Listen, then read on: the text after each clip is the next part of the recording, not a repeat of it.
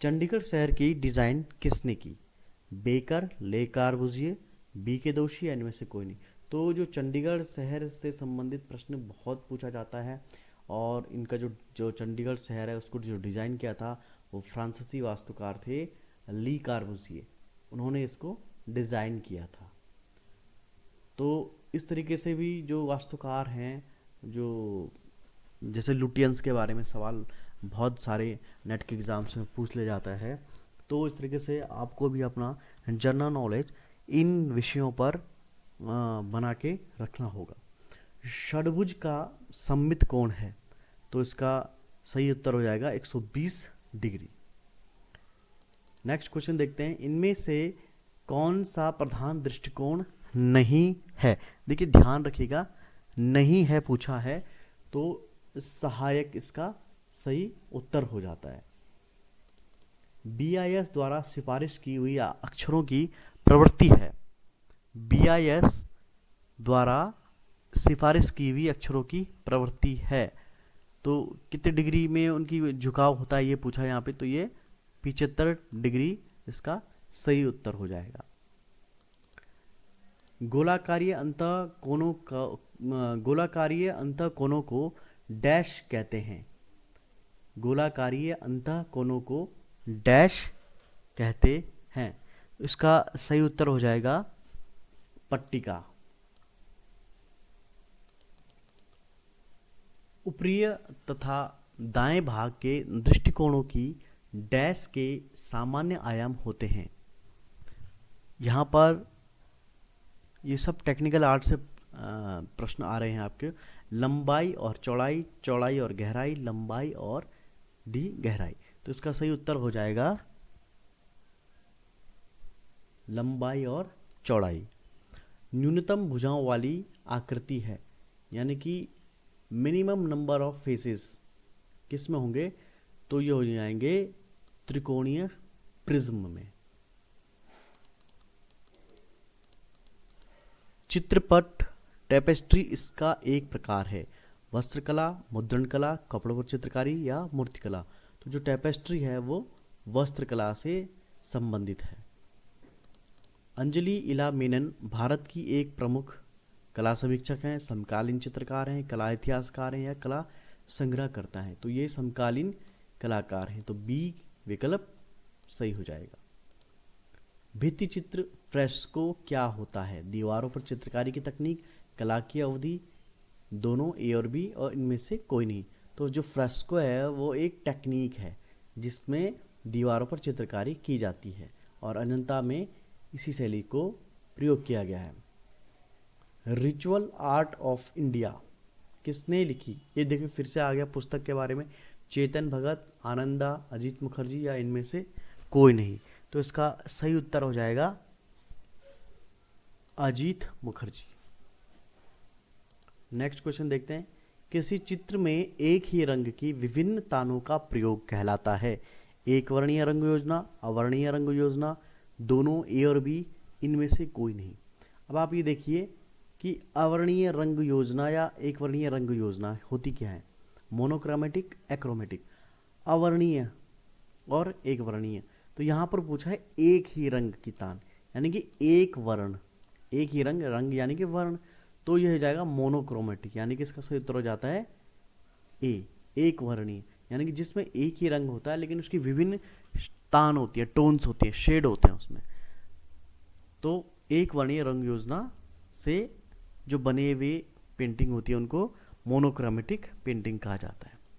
7 रंगों के एक गोलाकार में घुमाने को कहा जाता है, और ये काफ़ी विवादास्पद प्रश्न है, और कहीं पर इसको रंग चक्र कहा जाता है, कहीं पे इसको इंद्रधनुष कहा जाता है। तो मैं सजेस्ट करूँगा कि आप इस क्वेश्चन पे ज़्यादा फोकस कीजिए, और आयोग ने इंद्रधनुष को सही बोला है, तो अभी तो फिलहाल इंद्रधनुष आप देख लीजिए, मेरे हिसाब से ये रंग चक्र होना चाहिए। तो ये जो क्वेश्चन है ये वाला, इस पे आप ज़रूर फोकस कीजिएगा, और इसका सही उत्तर अगर आपको मालूम है तो आप कमेंट में ज़रूर बताइएगा। नेक्स्ट प्रश्न है, कौन सी गुफाएं वर्ष 2003 में वर्ल्ड हेरिटेज साइट में घोषित की गई? पंचमढ़ी, भीमबेटका, बेल्लारी या इनमें से कोई नहीं। तो जो वर्ल्ड हेरिटेज साइट 2003 की है वो है हमारी भीमबेटका, और भीमबेटका में प्रागैतिहासिक चित्रों की भरमार है। सबसे ज़्यादा प्रागैतिहासिक चित्र मिले हैं वो भीमबेटका में मिले हैं। अब नेक्स्ट प्रश्न देखते हैं, चैत्य गुफाओं का उपयोग होता था चित्रण हेतु, निवास हेतु, क्रीड़ा हेतु या प्रार्थना हेतु।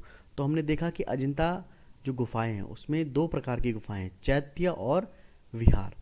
जो विहार हैं वो रहने के लिए प्रयोग होती हैं। इसीलिए आपने देखा होगा कि जो आधुनिक समय में जितनी भी टाउनशिप बनती है या कॉलोनियाँ डेवलप होती हैं तो आप उनमें नाम देखेंगे पीछे से विहार शब्द भी लिख दिया जाता है, मयूर विहार, बसंत विहार। तो विहार शब्द जो है वो रहने वाली जगह को कहते हैं। और जो चैत्य है यानी कि जो चैत्य वाली गुफाएं हैं ये पूजा के लिए हैं, यानी कि इसमें जो प्रार्थना करना, वर्शिप करना। तो जो चैत्य गुफाएं हैं ये पूजा के लिए इस्तेमाल में लाई जाती हैं। पहाड़ी केंद्र में सर्वप्रथम जो शैली अस्तित्व में आई वह है कांगड़ा, बसोली, नूरपुर या चंबा।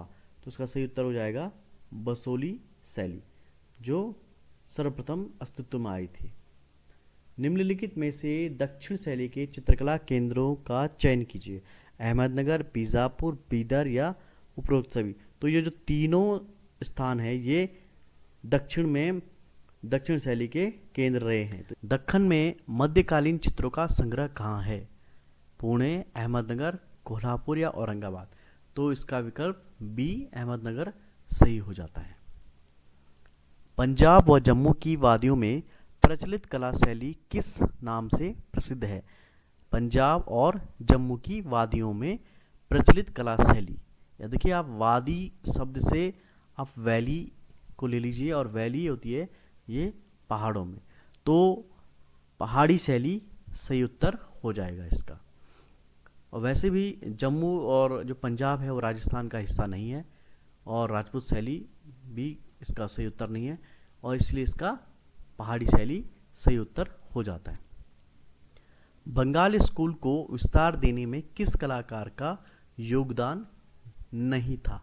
तो आप जहाँ पर नहीं था पूछा हुआ है वहाँ पर हमें अवेयर रहने की ज़रूरत होती है। कई बार हम क्या करते हैं, ओवर कॉन्फिडेंस में हम लगा देते हैं गलत जवाब। तो यहाँ पर पूछा है बंगाल स्कूल को विस्तार देने में किस कलाकार का योगदान नहीं था।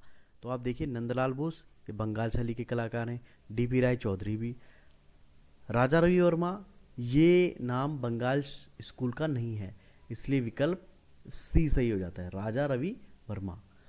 ठीक है, इसलिए सी विकल्प आपका सही हो जाएगा। अब देखते हैं हमारा नेक्स्ट क्वेश्चन, खान बहादुर का खिताब किस चित्रकार को मिला था। AR चुगताई, मौलाराम, राजा रवि वर्मा या इनमें से कोई नहीं। तो खान बहादुर का खिताब मिला था AR चुगताई को, अब्दुल रहमान चुगताई को खान बहादुर का खिताब प्रदान किया गया था। लक्ष्मण गौड़ का जन्म डैश में हुआ, लक्ष्मण गौड़ का जन्म डैश में हुआ है, आंध्र प्रदेश, गढ़वाल, कर्नाटक या मध्य प्रदेश। तो लक्ष्मण गौड़ का जन्म हुआ था आंध्र प्रदेश में। भारत भवन कहाँ है, इंदौर, देहरादून, भोपाल, ग्वालियर। तो भारत भवन जो है वो भोपाल में है, लेकिन अगर भारत कला भवन पूछा जाता है तो वो बनारस में यानी कि वाराणसी, काशी में हो जाएगा। Thirst of minstrel a biography of Ganesh Pyne किताब किसने लिखी है। तो ये किताब जो लिखी है शीलदित्य सरकार के द्वारा लिखी गई किताब है। जनजातीय कलाकार कौन है, मौलाराम, राजा रवि वर्मा, ओम प्रकाश या जगदम्बा देवी। तो मौलाराम जनजातीय कलाकार नहीं है, राजा रवि वर्मा भी नहीं है, ओम प्रकाश भी नहीं है। तो इसमें विकल्प डी सही हो जाएगा आपका। गोमतेश्वर किसकी मूर्ति है। जो गोमतेश्वर है ये बाहुबली की मूर्ति है। सेरीग्राफी इस प्रकार की मुद्रण तकनीक है, स्टेंसिल पद्धति से छापा बनाना, मशीन द्वारा, मुद्रांकन द्वारा, या इनमें से कोई नहीं। जो सेरीग्राफी है वो स्टेंसिल पद्धति से छापा यानी कि जो प्रिंट बनते हैं इससे प्रिंट मेकिंग किया जाता है, तो विकल्प ए सही हो जाएगा। जहांगीर आर्ट गैलरी कहाँ स्थित है? और जो आर्ट गैलरी है उससे बहुत सारे संबंधित करके प्रश्न बनाए जाते हैं। तो Jahangir art gallery famous art gallery है भारत की, और ये मुंबई में स्थित है। अश्वमुद्रण यह प्राचीन मुद्रण तकनीक है जिसका प्रयोग इस धातु पर होता है। धातु इस पर होता है, धातु, पत्थर, कपड़ा या लकड़ी, तो से हो जाएगा पत्थर पर होता है। अब देखिए रंगों से संबंधित है। एक्रेलिक पेंट डैश है, त्वरित सूखने वाले पेंट, फास्ट ड्राइंग पेंट्स, तैलाधारित रंग द्रव्य, धीमी गति से सूखने वाले पेंट या प्राकृतिक रंग। तो जो एक्रेलिक होता है, एक्रेलिक कलर, उसकी सबसे बड़ी प्रॉपर्टी होती है कि वो बहुत जल्दी सूखते हैं, त्वरित सूखने वाले होते हैं, तो विकल्प ए सही हो जाएगा। बाटिक कला को इस पर किया जाता है, कागज, प्लास्टिक, कपड़ा या दीवार। तो जो बाटिक होती है उसको कपड़े पर किया जाता है। नेक्स्ट क्वेश्चन है, हलेबीडु मंदिरों की वास्तुशैली है मुगल वास्तुकला, होयसला वास्तुकला, चालुक्य वास्तुकला या इनमें से कोई नहीं। तो जो हलेबीडु है ये होयसला वास्तुकला पर आधारित है। आंध्र प्रदेश की लोक कला कौन सी है? पटचित्र, वर्ली, कलमकारी या इनमें से कोई नहीं। अब आप यहाँ पे एलिमिनेशन से कर सकते हैं। जो पटचित्र है ये उड़ीसा पश्चिम बंगाल में चलती है, वारली महाराष्ट्र में, तो कलमकारी, कलमकारी इसका सही उत्तर जाएगा। कलमकारी आंध्र प्रदेश की लोक कला है। और लोक कला से संबंधित इससे पहले हमारा वीडियो तुलिका दर्शन पे अपलोड हो चुका है, इस वीडियो को देख सकते हैं। और लोक कला से संबंधित जितने भी आपके प्रश्न हैं, मुझे लगता है कि वहाँ से आपके सारे प्रश्न सॉल्व हो जाएंगे। और जो प्रश्न आपके रह जाते हैं वो आप कमेंट बॉक्स में लिखिए, तो उन प्रश्नों को भी हम सॉल्व करके आपको बताएंगे। नेक्स्ट प्रश्न है, जैतून हरित रंग इनको मिलाने से पाया जाता है, काला और पीला, काला और नारंगी, काला और हरा, काला और नीला। सही उत्तर हो जाएगा काला और पीले को मिला करके ऑलिव ग्रीन कलर प्राप्त किया जाता है। अब प्रश्न आ गया है, नंदलाल बोस द्वारा सृजित चित्र है, पार्थसारथी, यात्रा का अंत, उमर खयाम, इनमें से कोई नहीं। तो जो आयोग के द्वारा जो उत्तर दिया गया था वो दिया गया था कि इनमें से कोई नहीं, लेकिन सही उत्तर है पार्थसारथी। और बहुत सारे जो अभ्यर्थी थे उन्होंने इसको चैलेंज किया था, और जिन अभ्यर्थियों ने पार्थसारथी लगाया था, पार्थसारणी, उनको इसका अंकों का अंक मिले थे, ये बोनस नंबर मिले थे। अब आप यहाँ पे देखिए पार्थ सारणी, हिंदी में पार्थ सारणी है जबकि इंग्लिश में पार्थ सारथी दिया गया है। तो जो नंदलाल बोस की फेमस पेंटिंग है वो पार्थ सारथी है, इसलिए एक तो इसका अंग्रेजी वर्जन माना गया पार्थ सारथी, पार्थ सारणी कोई नहीं है, पार्थ सारथी माना गया, और प्लस बोनस नंबर भी इसमें प्रदान किए गए। जिस वस्तु का अंकर छाया प्रकाश के माध्यम से यथार्थ व ठोस दर्शाने के लिए किया जाता है उसे डैश कहते हैं। जिस वस्तु का अंकर छाया प्रकाश के माध्यम से यथार्थ व ठोस दर्शाने के लिए किया जाता है उसे डैश कहते हैं, उसे कहते हैं। 185वां प्रश्न है जो हमारा,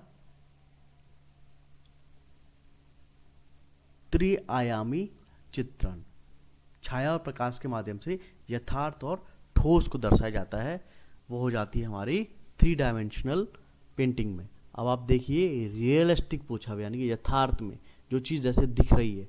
तो आपने कई बार देखा होगा लेटर्स में या जब हम शेडिंग करते हैं तो हम 3D इफेक्ट दिखाने के लिए छाया प्रकाश का इस्तेमाल करते हैं। निम्नलिखित में से त्रिआयामी कला कौन सी है? फोटोग्राफी, चित्रकला, मूर्तिकला या छापा चित्रण। तो सीधा सा इसका उत्तर हो जाएगा मूर्तिकला, क्योंकि फोटोग्राफी, चित्रकला ये 2 डायमेंशनल है और जो 3D है वो मूर्तिकला है। नेक्स्ट क्वेश्चन है, अनुरंकन को अंग्रेजी भाषा में कहते हैं ड्राइंग, रेंडरिंग, पर्सपेक्टिव या इमिटेशन। तो जो रेंडरिंग है इसी को हिंदी में अनुरंकन कहते हैं और इंग्लिश में अनुरंकन को रेंडरिंग कहते हैं। नेक्स्ट प्रश्न है हमारा, जोगीमारा गुफाएं किस राज्य में स्थित हैं? तो जोगीमारा जो है वो छत्तीसगढ़ में स्थित गुफाएं हैं। ये बहुत ही इजी सा क्वेश्चन इन्होंने दे दिया। भारतीय मूर्तिकला में हास्य व्यंग का शिल्पांकन विशेष रूप से हुआ है सांची में, बोध गया में, नागार्जुन कोंडा में या भरहुत में? तो ये हुआ है नागार्जुन कोंडा में। अगला प्रश्न है, एलिफेंटा जिस टापू पर है वह इस नाम से जाना जाता है? मायापुरी, लंकापुरी, धारापुरी या शिवपुरी? इसका सही उत्तर हो जाएगा धारापुरी। धारापुरी जो है वो जो एक टापू है जो अरब सागर में स्थित है और मुंबई के पास में है, और धारापुरी इसका पुराना नाम है। अगला प्रश्न है, द्वादश फलक में रहने वाले मुखों की संख्या है 4, 8, 12 या 20? तो जैसा कि प्रश्न में ही उत्तर छिपा है द्वादश यानी कि 12, तो इसका सही उत्तर हो जाएगा 12। नेक्स्ट क्वेश्चन हमारा, एक रेखा का एक प्रतिच्छेदन और एक समतल डैश कहा जाता है? एक रेखा का एक प्रतिच्छेदन और एक समतल डैश कहा जाता है, यानी कि सही उत्तर हो जाएगा भेदक बिंदु। भेदक बिंदु। ये सब हमारे टेक्निकल ड्राइंग के सवाल हैं।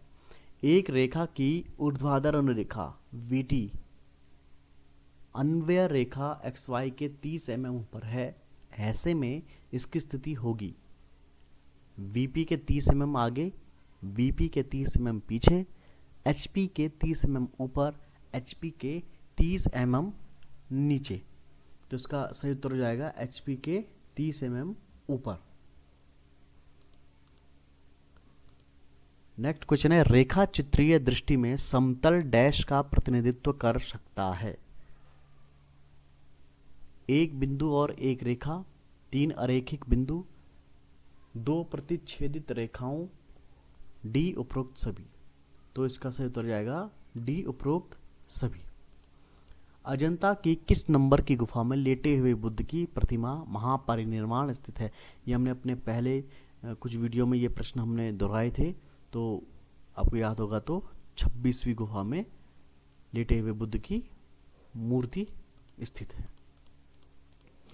सांची में किस धर्म की कला शिल्प को प्रदर्शित किया गया है? यानी कि सांची किस धर्म से संबंधित है? सीधी सी बात है, ईसाई, मुस्लिम और जैन से नहीं है, बौद्ध धर्म से संबंधित है। यानी कि जो सांची में स्तूप है वो किस धर्म से संबंधित है? बौद्ध धर्म से। रंगीन विस्कोसिटी छापा चित्र किसके द्वारा प्रचलित हुए?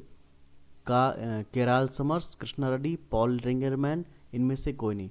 अब भारत में कृष्णा रेड्डी सही हो जाता है, लेकिन आयोग ने इनमें से कोई नहीं उत्तर दिया है। आप इस जो विस्कोसिटी का प्रश्न है, इस प्रश्न को भी विस्तार से इसका प्रश्न का उत्तर जरूर खोजिएगा और हमें जरूर बताइएगा। रबड़ पॉलीमर का किस में इस्तेमाल होता है? तो रबड़ पॉलीमर का इस्तेमाल होता है लिनोकट में। नेक्स्ट प्रश्न है, मुगल चित्रकारी होती है लघु चित्रकारी, हसे चित्रकारी, पट चित्रकारी या भित्ति चित्रकारी? तो जो मुगल चित्रकारी है वो मिनिएचर पेंटिंग है, यानी कि लघु चित्रकारी है। और हमारा अंतिम प्रश्न है, गॉथिक ज़्यादातर किससे संबंधित होता है? जो गॉथिक शैली है, चित्रकारी से, वास्तुशिल्प से, भारतीय कला, लोक कला? तो भारतीय और लोक कला तो बिल्कुल हट गया इसमें से, और चित्रकारी भी हट जाएगी, यानी कि ये जो गॉथिक शैली है वो वास्तुशिल्प से संबंधित शैली है। तो इस प्रकार से हमने देखा कि जो 2015 का जो LT चित्रकला का जो प्रश्न पत्र था, इसमें काफ़ी सारे मिले जुले प्रश्न थे। कुछ हिस्ट्री से संबंधित थे, कुछ जनरल नॉलेज के बेस्ड करके बनाए गए थे, और कुछ टेक्निकल ड्राइंग से थे, और जो आपका सिलेबस है वहाँ से इसमें सवाल बनाए गए थे। लेकिन 2015 से 2021 में बहुत अंतर आ चुका है, और पेपर जो सेटर है, जो पेपर को बनाने वाले हैं, उनकी मेंटालिटी में भी बहुत सारा चेंज आ चुका है। कंपटीशन का लेवल बहुत ही ज़्यादा है, परीक्षार्थियों की संख्या बढ़ चुकी है। तो ऐसे समय में आपको ये जो प्रश्न पत्र हैं पुराने, इनसे तो आपको सहायता मिलेगी, लेकिन साथ में ही आप अन्य जो राज्य हैं या जो नेट के पेपर हैं या अन्य राज्यों में जो चित्रकला से संबंधित प्रतियोगी परीक्षाएं हो रही हैं उनका भी अध्ययन कीजिए, और वहाँ से भी आपको बहुत सारा मार्गदर्शन प्राप्त होगा। तो आज का वीडियो आपको कैसा लगा, और आने वाले वीडियो में हम और जो हमारे पास पेपर हैं पुराने वर्षों के, उनको हम सॉल्व करेंगे। और जो प्रश्न इसमें भी आए हैं, 2 प्रश्न कुछ विवादास्पद होते हैं जिसमें बोनस भी मिल जाता है आपको, तो ऐसे प्रश्नों के लिए भी आपको तैयार रहना होगा। और सबसे जो मैं मेन मुख्य बात आपसे कहना चाहता हूँ कि अगर आप किसी भी प्रश्न पे अगर आपको ऑब्जेक्शन है, तो अगर आपको आयोग में चैलेंज करना है, तो इसके लिए आपके पास संबंधित प्रश्न से जुड़ते हुए कुछ किताबें होनी चाहिए और प्रामाणिक लेखकों की होनी चाहिए, जिसके थ्रू ही आप आयोग में चैलेंज कर सकते हैं और आप बोनस नंबर प्रदान कर सकते हैं, प्राप्त कर सकते हैं। तो आज की वीडियो में इतना ही, और मिलेंगे नेक्स्ट वीडियो में किसी नए टॉपिक के साथ में। तब तक के लिए दीजिए मुझे इजाज़त। और आप सबको मैं फिर से कहना चाहूँगा, कोरोना काल है, अपना ख्याल रखें और अपनी तैयारी को और तेज कीजिए। काफ़ी समय मिल चुका है आपको। तो आज की वीडियो में इतना ही, धन्यवाद।